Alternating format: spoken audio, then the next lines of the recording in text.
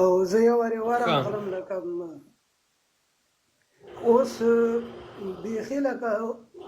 خدمت ته ضرورت لري که نه زه تللی نه شم په لکه کار مزدوري دلته پیسو د لیګانه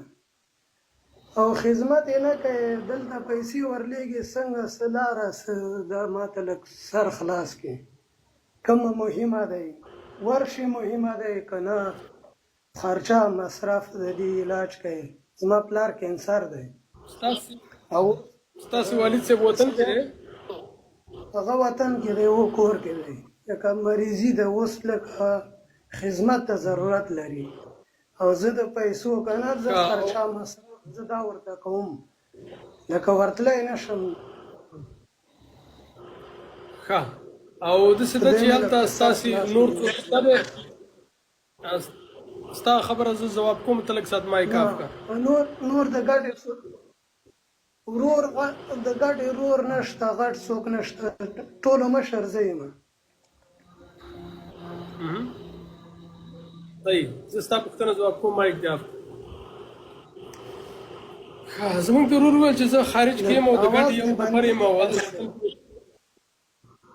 زما واز خو سم دی ورور سعید تاسې ته نیټ کمزوری وي زه ستا پوښتنه ځواب کوم احسان ورور وویل چې زمونږ وطن کې والد صاحب مریض دی او زه بهر یم روپۍ ګټم زه وطن ته لاړ شم د هغې خدمت وکړم که د روپۍ وله وګټم غوره خدمت دا دی ورور مې چې ته دغلته روپۍ وګټې د پلار پې هلته خرچه روانه کړې په دې معنی د خوراک او د هغې د دوایي